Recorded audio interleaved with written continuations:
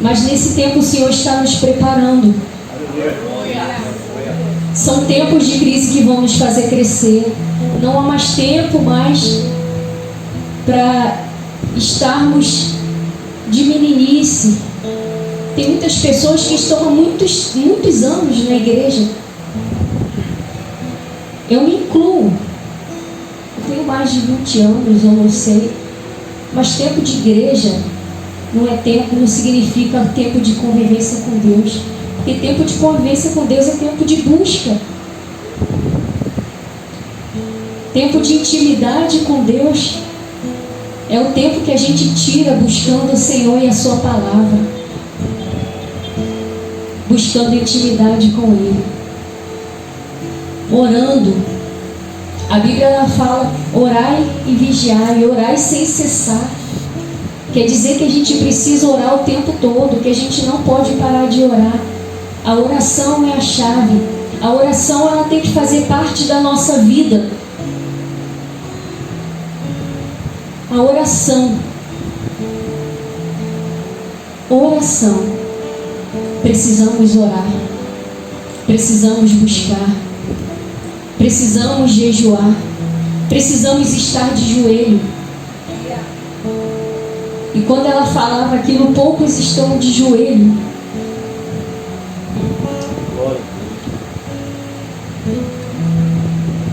E a gente passa a ser confrontado, porque a gente olha para a nossa própria vida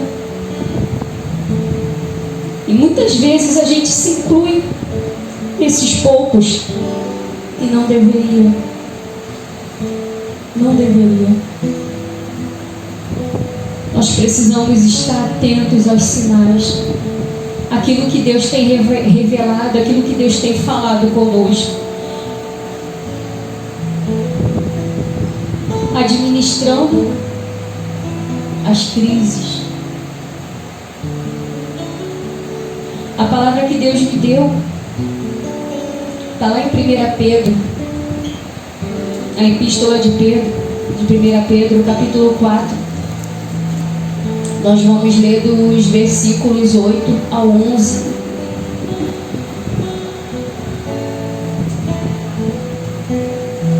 Irmãos, o louvor é terapêutico. Eu estava super nervosa, tremendo. Glória a Deus.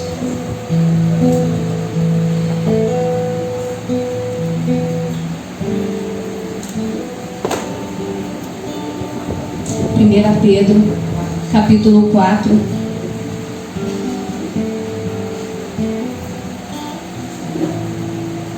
Versículos de 8 a 11. Onde Paulo ele nos instrui como administrar os dons espirituais, os dons que Deus tem liberado sobre a sua vida, sobre a minha vida, sobre a vida da igreja.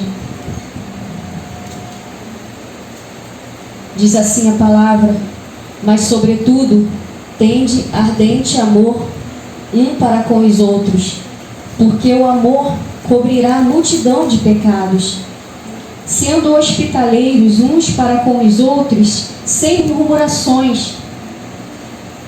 Cada um administre aos outros o dom como o recebeu, como bons dispenseiros da multiforme graça de Deus. Se alguém falar, fale segundo a palavra de Deus. Se alguém administrar, administre segundo o poder que Deus dá, para que em tudo Deus seja glorificado por Jesus Cristo, a quem pertence a glória, o poder, para todos sempre. Amém. Pode se assentar, irmão. Então, essa palavra ela fala sobre os dons, sobre o uso dos dons. Paulo ele nos instrui como administrar esses dons. E aí a gente pensa assim: o que é dom? Dom é uma habilidade, é algo que Deus coloca sobre a sua vida para que você desenvolva, para que você use. O dom é uma habilidade. E aí, a gente pensa assim, muitas vezes, a gente pensa nas nossas limitações. E a gente fala assim, será que eu tenho dons? Será que Deus colocou dons sobre a minha vida? Sim, você tem dons. Eu tenho dons. Pedro tinha dons. Cada um de nós temos dons que Deus colocou na nossa vida para que possamos usá-lo para abençoar os nossos irmãos, para abençoar a nossa própria vida. Então, em momentos difíceis, nós temos que aprender a administrar nosso dom. Muitas vezes achamos que as nossas limitações, elas vão limitar o agir de Deus na nossa vida. E não é verdade. As nossas limitações, elas não limitam o agir de Deus na nossa vida, a menos que nós deixemos. Deus, Ele não nos olha como o homem nos vê. Deus, Ele não olha as nossas limitações, as nossas dificuldades. Deus, Ele olha o nosso potencial. Deus, Ele olha aquilo que Ele pode fazer através da nossa vida. Ele vê além da nossa limitação. Glória a Deus. Ele vê verdadeiramente o nosso potencial. Quando o aceitamos, quando nós o recebemos, Ele vê o que realmente Ele pode fazer através das nossas vidas. E olhando um pouquinho através dessa epístola, essa epístola que nós lemos, epístola de Pedro. Quem era Pedro? Quem era Pedro? Era um homem simples, pescador.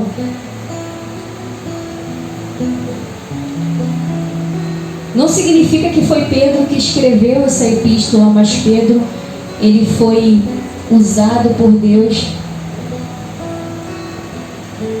para que essa epístola ela fosse escrita. A gente estudando um pouquinho a história, diz que Pedro, ele era uma pessoa que não tinha estudo. Então outra pessoa escreveu, mas Deus revelou para ele. Ele foi inspirado por Deus para escrever essa epístola. Pedro, ele tinha muitas limitações. Pedro, como falam, Pedro era iletrado, né? Não tinha estudo, não tinha conhecimento. Pedro era impulsivo. Falou que Pedro era colérico. Ele agia por impulso. Quando ele cortou lá a orelha do soldado, ele falava sem pensar nas consequências. Pedro era assim, um homem simples como nós. Mas apesar de ser esse homem simples, limitado, Pedro, ele tinha dons. E ao ver a trajetória de Pedro, nós podemos aprender muito. Percebemos que ele passou por diversas situações, diversas dificuldades, diversas crises.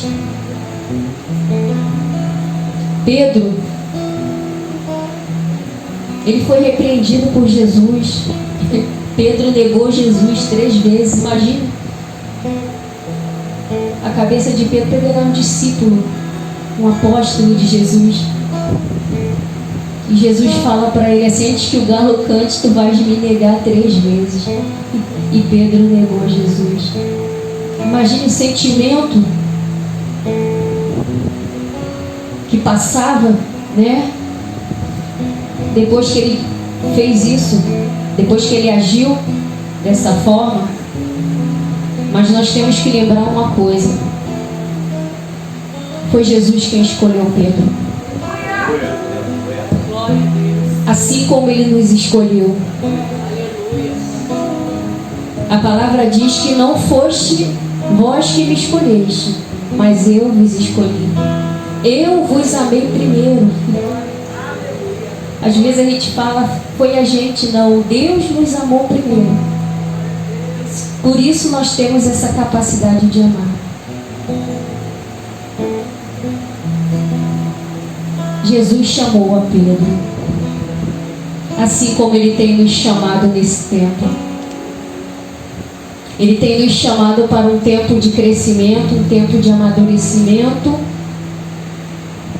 Ele tem colocado dons sobre as nossas vidas, dons que precisamos usar em prol do reino.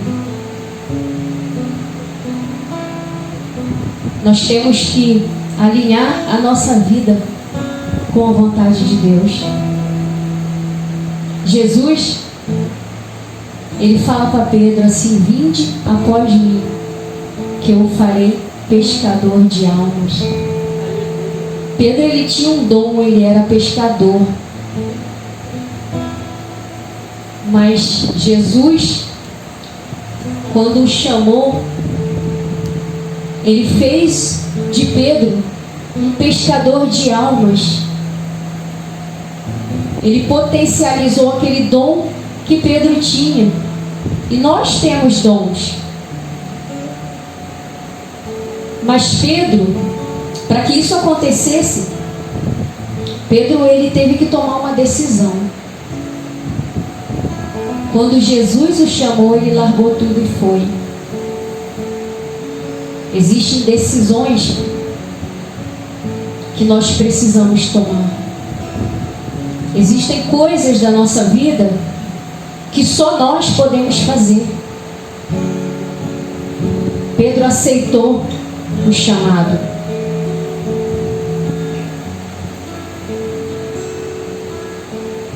Foi uma decisão que só ele poderia tomar. E através disso, a vida de Pedro foi completamente transformada. A história dele foi completamente transformada. Pedro, ele se tornou um dos maiores evangelistas de todos os tempos. Pedro pregava para multidões e multidões se rendiam aos pés de Jesus. Mas para isso, ele teve que tomar uma decisão. Muitas vezes nós não tomamos decisão na nossa vida por medo, por se sentir incapaz, por achar que Deus não pode usar você dessa maneira. Nós temos dons que Deus deu, não é nosso, foi Ele que deu. Muitas pessoas têm um dom para ensino, para pregar, tem um dom para aconselhar, tem um dom para acolher. Existe isso. Existem pessoas que têm facilidade de acolher os outros. Para mim isso é um dom. Tem o dom de orar. Esse dom todos nós temos, nós precisamos colocar em prática. É um dos dons que nós não podemos deixar para trás. Nós precisamos colocar em prática na nossa vida. O dom que eu tenho não é o mesmo dom que você tem, não é o mesmo dom que a pastora Janice tem. Não queira o dom do outro, Porque Deus dá a cada um segundo a sua capacidade. Deus, Ele não te dá nada que você não possa administrar.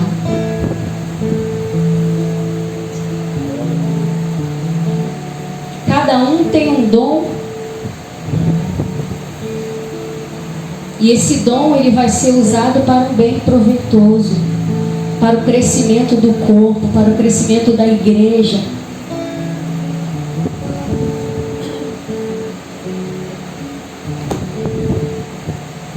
Use o dom que Deus te deu.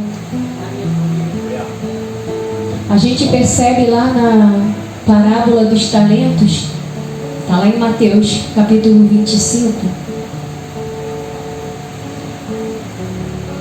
como eu falei aqui, Deus, Ele dá a cada um segundo a sua capacidade.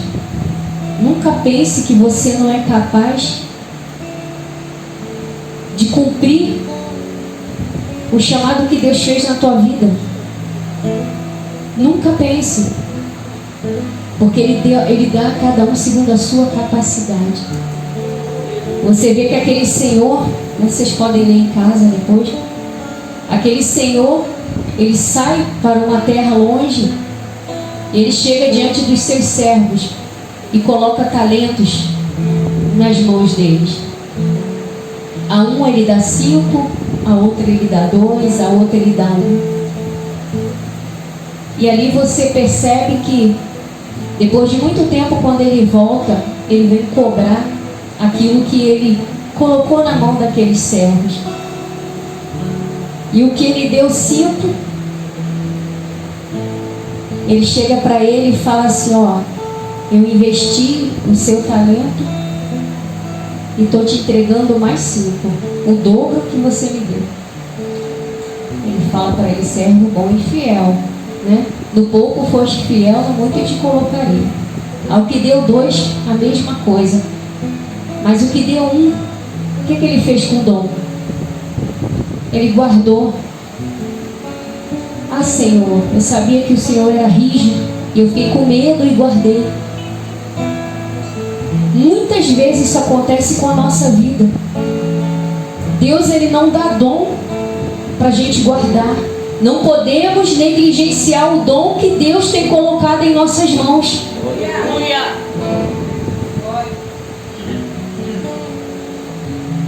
O mundo precisa de uma referência. O mundo precisa de nós. E através dos nossos dons, nós vamos ganhar vidas para o reino. Nós vamos alcançar as almas perdidas. É por isso que nesse tempo Deus está amadurecendo a igreja. Se deixe amadurecer, se deixe crescer, porque Deus, Ele quer completar a obra que Ele começou na nossa vida, na tua vida, na minha vida. Não se deixe paralisar, não se amedronte. Foi Ele quem te chamou. E se Ele te chamou, Ele vai te capacitar.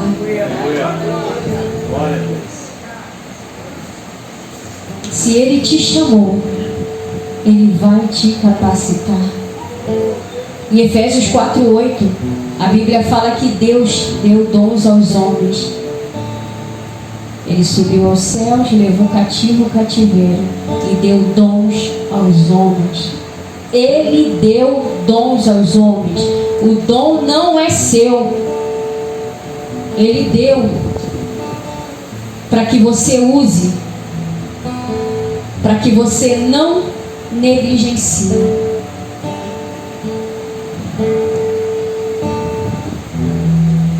Que essa noite o Senhor possa ter falado grandemente aos nossos corações, porque Deus está preparando a igreja para um tempo novo. A gente percebe que o estudo da palavra não tem sido mais tão frequente nas igrejas como era antigamente. Muitas vezes nós temos negligenciado o estudo da palavra. Tem igrejas que não tem nem mais escola bíblica. É muito importante. A palavra diz: conhecereis a verdade e a verdade vos libertará. Nós precisamos conhecer a palavra, porque através do conhecimento da palavra nós conhecemos a Deus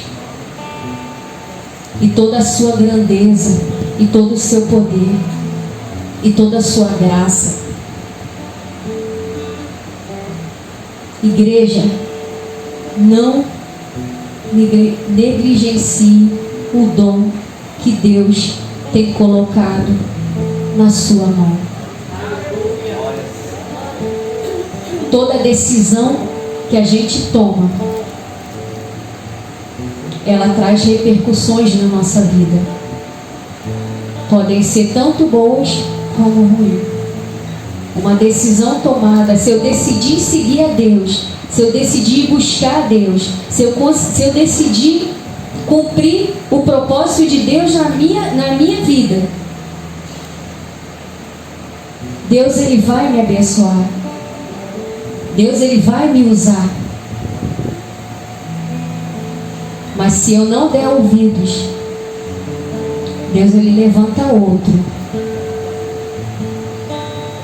Mas nós sofreremos as consequências. Precisamos abrir os nossos ouvidos àquilo que Deus tem falado no nosso tempo. É muito bom a gente estar aí no banco ouvindo, se enchendo da palavra. É maravilhoso. Mas Deus não ministra a palavra sobre a sua vida para você guardar. Tudo aquilo que você recebe, tudo aquilo que Deus te dá é para você compartilhar, para você levar adiante. A bênção que está sobre a sua vida, você vai abençoar outros. E Deus vai te abençoar mais e mais. E Deus vai derramar mais e mais graça sobre a tua vida, sobre a tua casa, sobre a tua família. E é isso que Ele quer fazer no meio da igreja. Só precisamos estar dispostos a ouvir o chamado e tomar a decisão correta e dizer sim ao que Deus tem falado conosco. Amém?